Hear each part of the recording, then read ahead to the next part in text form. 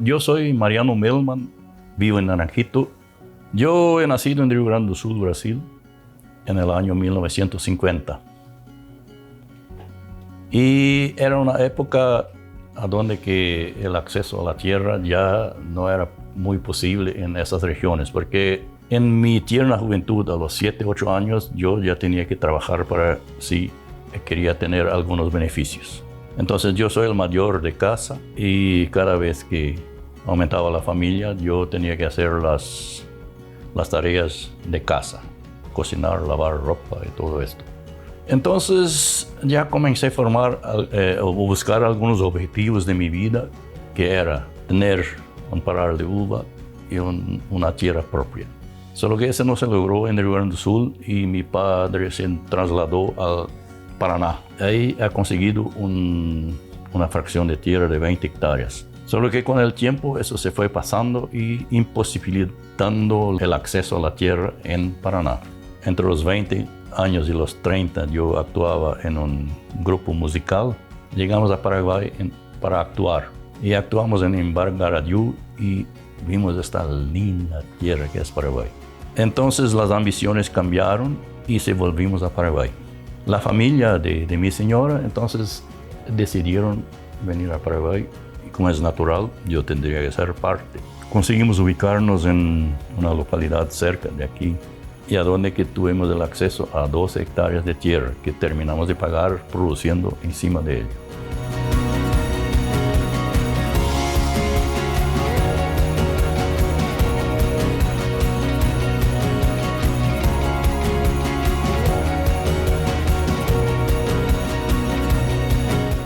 La avenida Paraguay no había caminos, solo monte y teníamos que ganar la vida sin dinero. El primer tiempo, no voy a decir difícil, porque a mí nadie no fue difícil, porque cuando yo decidía ir a algún lugar o constituir algo, yo no veía dificultades. Lo que soy muy grato a los vecinos que ya estaban en 1980 cuando me trasladé a Paraguay, porque yo no he traído ningún animal. El tipo que me trajo mis mochilas, él dijo para que no traiga ningún animal, porque yo poseía una vaca, una vaquilla, mis lindos perros y gatos y no podía traer ninguno. Entonces los vecinos que ya estaban ahí eran pocos. Entonces ellos me proveían mandioca a cambio de trabajo y cada uno me dio una gallina o ya una crueca con 10, 12 pollitos o así por delante. En medio año ya tenía mi carne propia. No hizo más falta ir al monte y cazar. Yo nunca tuve una atracción por la caza, mas la necesidad nos obligó. Teníamos que ir a la noche en el monte porque el día había que trabajar, había que corpir el monte, eso todo con fuerza y hacha. Solo que de cualquier manera eso se consiguió sobrellevar y después de la primera cosecha de feijão, o el poroto, como se dice, yo he conseguido comprar mi primera vaquilla. Y bueno, este es en parte el resumen del principio de Paraguay, porque yo considero el Paraguay la tierra prometida.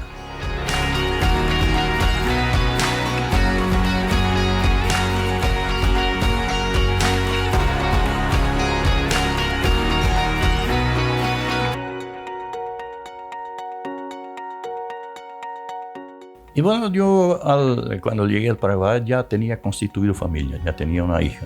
Yo solo tengo una hija brasilera, los demás son paraguayos, nacidos acá. Porque yo me considero paraguayo. Porque, viste, con 43 años que vivo en Paraguay, yo tengo mucho más tiempo en Paraguay que hoy la mayoría de los que viven en Paraguay. No, con eso no quiero jactarme que soy más paraguayo, mas tengo más tiempo de Paraguay que mucha gente.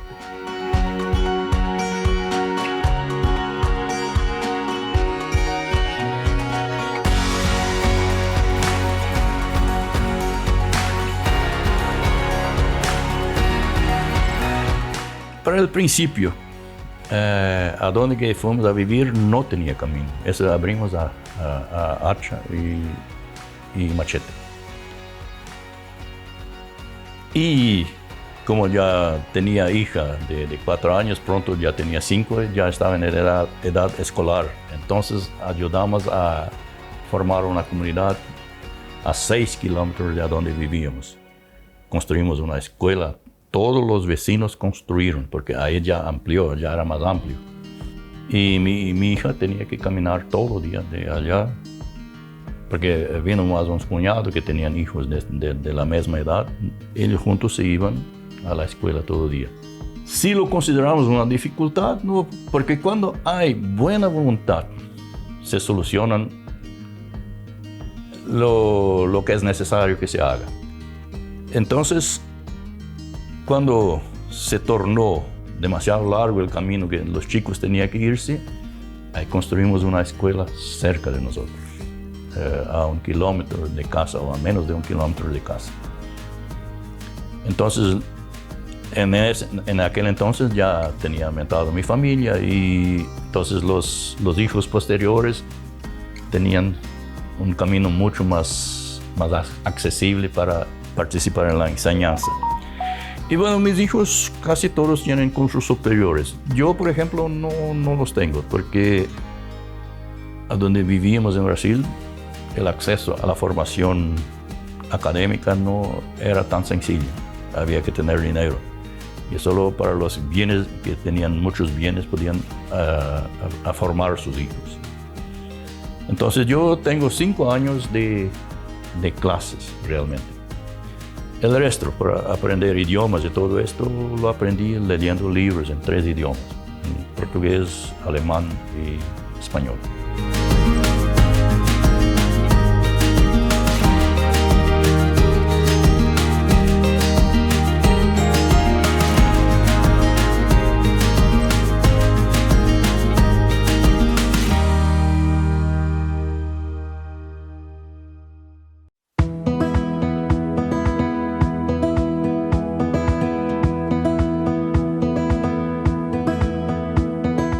En los años 90 del siglo pasado, hubo un gran movimiento cooperativo agrícola, agrario, en Paraguay. Se formaron muchas cooperativas, de las cuales no todas sobrevivieron. Al finalizar los años 80, principios 90, se comenzó a las dificultades reales de ser agricultor, porque había una explotación de las multinacionales o de los emprendedores nacionales, y para que uno invierta en la agricultura tiene que tener el respaldo financiero. A donde el Banco Fomento tenía un papel preponderante, mas de cualquier manera no alcanzaba porque sus recursos que otorgaban eran limitados. Entonces los proveedores privados elevaron el interés a niveles que hoy no se puede creer. Entonces muchos se endeudaron y perdieron sus bienes. Entonces los agricultores, los vecinos, todos se juntamos, a donde hay gente que tengo que nombrar porque aunque ya estén en un estamento superior, ya estén en la eternidad, la paz eterna, son Nelson Schroeder, ya no vive más, el primer presidente. Antonio Jaime es un peruano, José Truskowski, Valdomiro Seemann y un sinnúmero de participantes que los considero unos héroes, que eran 73. Y se juntamos en reuniones precooperativas y logramos fundar la cooperativa en menos de un año de reuniones precooperativas. Entonces, esto culminó que el 28 de septiembre del año 1991 tuviéramos la asamblea constitutiva de la cooperativa Naranjito. Si esto fue una dificultad o no, yo siempre lo considero una experiencia nueva. Porque a mí me gustaba de meterme a donde que, si no era dificultad, más algo nuevo o diferente.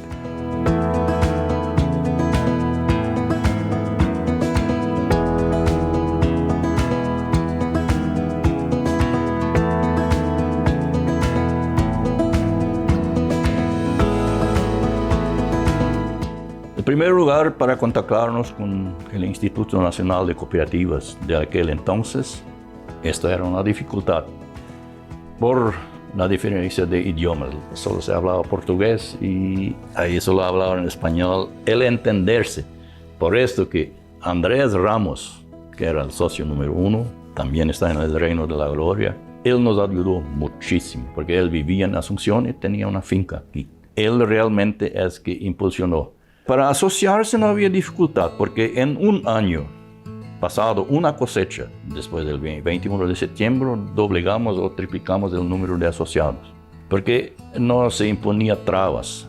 El tipo venía o pagaba un aporte o traía ya una carguita de algún producto, soja o maíz o lo que sea.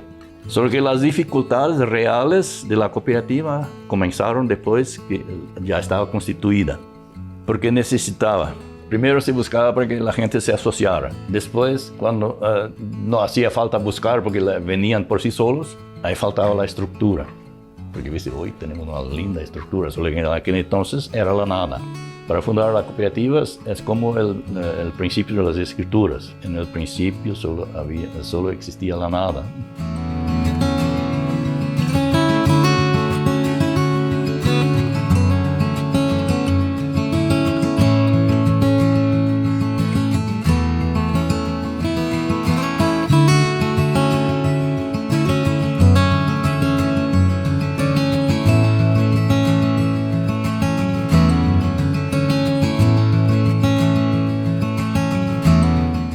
El primer periodo de la cooperativa alquilamos un silito en San Martín, cerca de 6-7 kilómetros de aquí.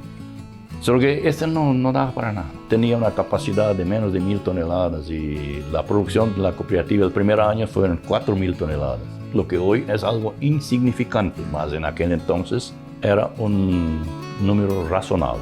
Entonces recurrimos al Banco Fomento y él financió el primer silo. Mientras esto, juntamos dinero, los asociados pusieron dinero y compramos la finca, esta finca acá. Y después el Banco Fomento es que solventó el capital para que erigiéramos el primer silo, una tolva y un silo con piso plano. Ahí teníamos la capacidad de 4,000 toneladas, que era todo un logro, que en el año anterior habíamos recibido 4,000 toneladas, entonces ese era un logro espectacular. Lo que en un año siguiente ya no significaba más, no voy a decir nada, más ni el 20% de las necesidades de la cooperativa. Entonces se partió para la construcción de los silos tubos. Y así sucesivamente, no había ningún año a donde que se pudiera descansar, decir, ahora ya está, no.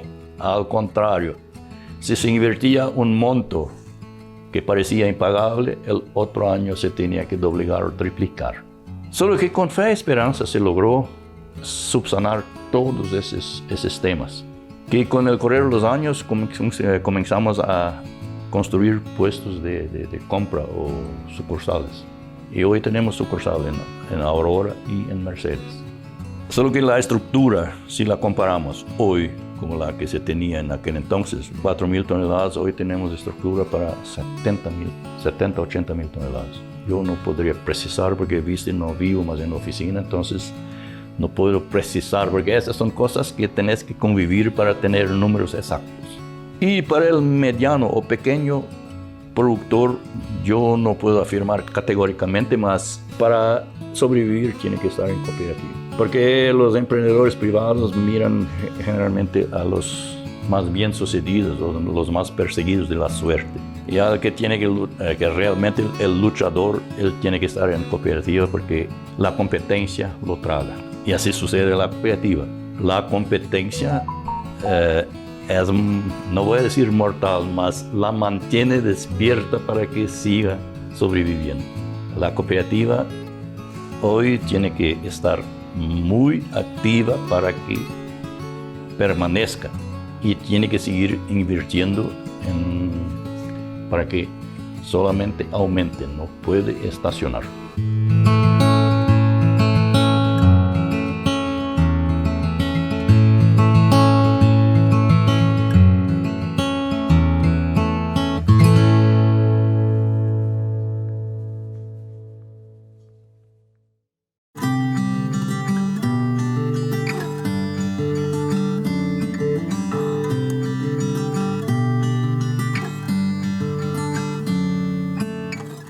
El reconocimiento público no es un reconocimiento que te dé retorno en bienes o en capital.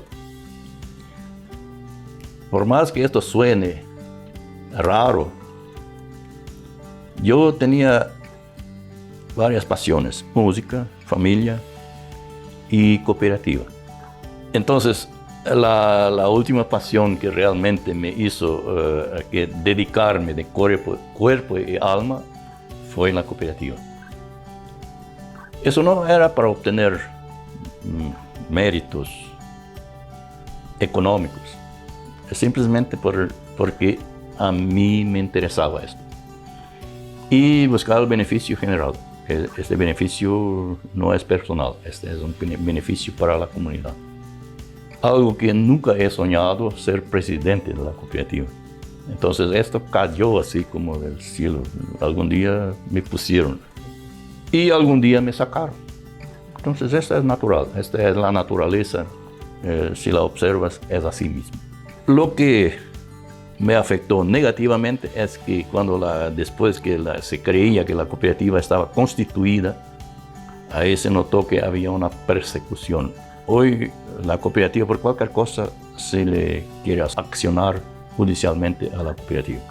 A pesar de todos los filtros, de todo lo que se instaló en la cooperativa para que no haya residuos en el aire, igual la gente hizo una persecución judicial a la cooperativa. Mas de cualquier forma se pudo comprobar que se tomó todas las decisiones competentes que se competían en ese tema.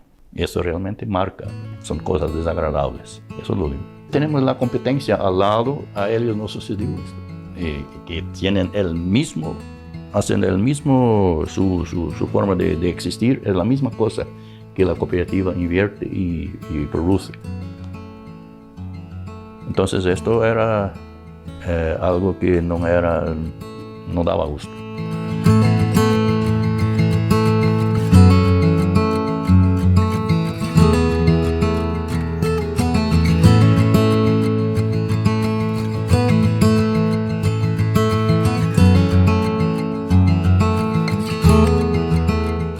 Ayudarla a fundar la cooperativa, tenemos ejemplos de las cooperativas brasileñas, donde vivíamos antes de estar en Paraguay. Ellas eran realmente grandes y se soñaban que llegaríamos a ser grandes como ellos. Hoy no podemos compararnos con las cooperativas agrarias de a donde venimos, porque mi padre era socio de Coopervale, Palotina, Paraná. Y hoy esta cooperativa es una potencia donde nosotros ni siquiera podríamos decir un porcentaje que representamos que es la cooperativa. No diría que nosotros tendríamos que llegar a esta magnitud, más solo que eso es algo que para el futuro y para sobrevivir es necesario. La industrialización.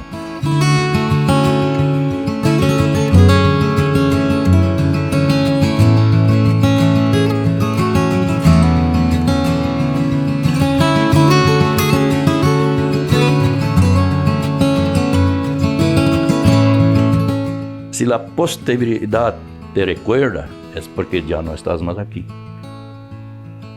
Y esto no es interesante. Porque lo que se necesita es que se reconozca mientras uno viva, que esté vivo. Entonces, esto es importante. Y yo tengo la grata satisfacción que ya he sido muy reconocido. Porque yo no busco la gloria, eso no importa. Lo que importa es que cuando paso en la calle y la gente me saluda y sonríe. Eso es interesante.